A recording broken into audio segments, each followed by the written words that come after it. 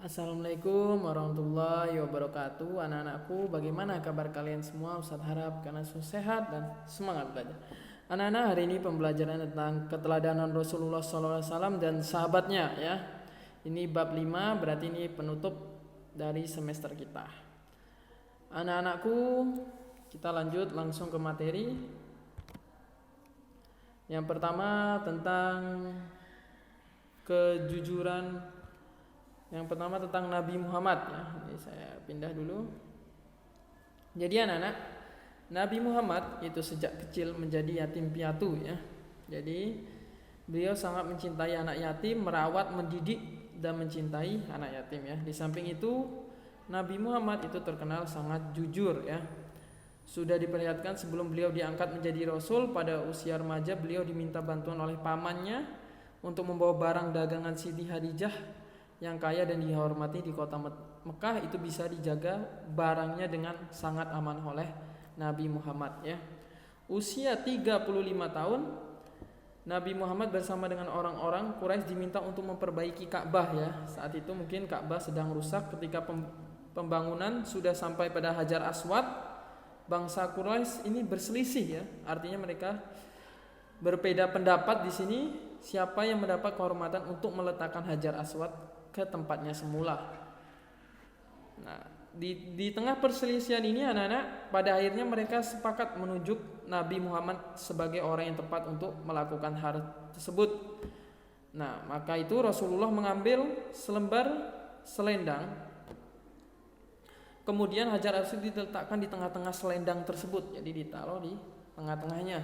Beliau lalu meminta seluruh pemuka untuk memegang ujung-ujung selendang itu. Mereka kemudian mengangkat Hajar Aswad itu bersama-sama.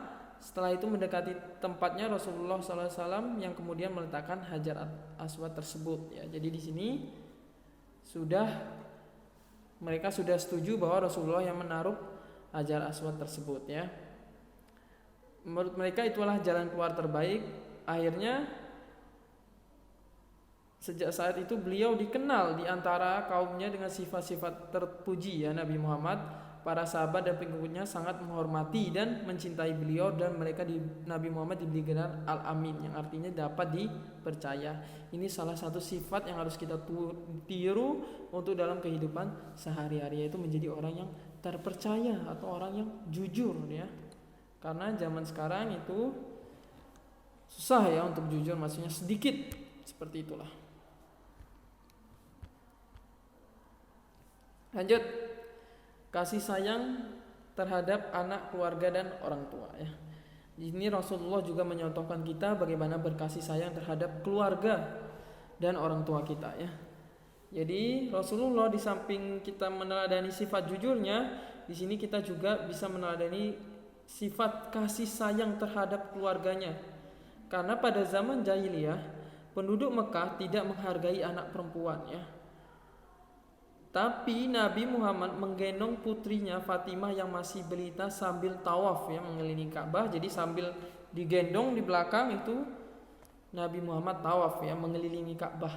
Begitu pula setelah Fatimah dewasa dan dikarunia anak, Rasulullah menyayangi cucunya yang bernama Hasan dan Husain ya. Rasulullah juga tidak menyakiti hati orang lain. Hal itu dibuktikan dalam hadis, barang siapa yang beriman kepada Allah dan hari akhir maka hendaklah berkata yang baik atau diam. Jadi jangan sampai kita berkata yang sia-sia. Kalau tidak ada yang ingin dibicarakan, lebih baik diam. Lanjut.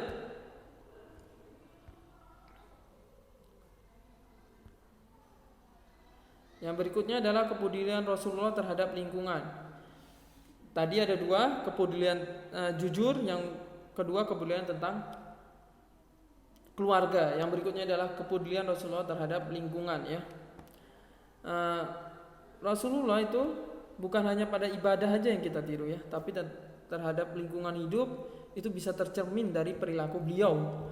Contohnya, beliau sangat hemat menggunakan air. Dibuktikan beliau menganjurkan dalam berwudu itu kita tidak berlebihan memakai air. Walaupun airnya deras, tapi kita bisa tahu secukupnya saja memakainya.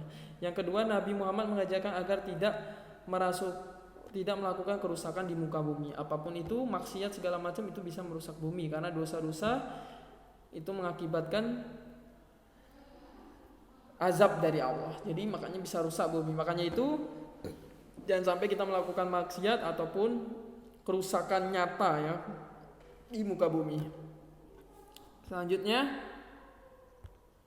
yang keempat ini, Nabi Muhammad sebagai rahmatan lil alamin ya, atau artinya sebagai petunjuk untuk alam semesta ya, atau pembawa kasih sayang ya.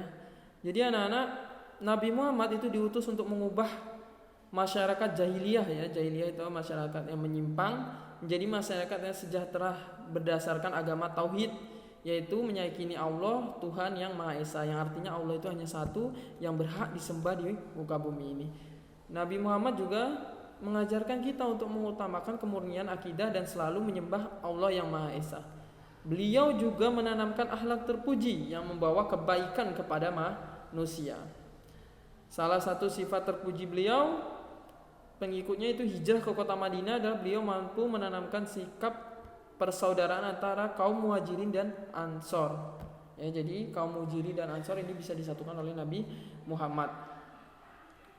Sebagai umat Nabi Muhammad, kita harus menjunjung tinggi ajaran Nabi Muhammad. Misalnya kita menghormati orang yang lebih tua, menyayangi yang lebih muda, kita berlaku sopan santun terhadap orang tua dan guru dan masyarakat sekitar. Ya anak-anak, seperti itu. Hari ini anak-anak, materi kita ini akan selanjutnya akan kita bahas tentang kepimpinan umat. Jika ada yang bingung bisa ditanyakan ke Ustadz Edo.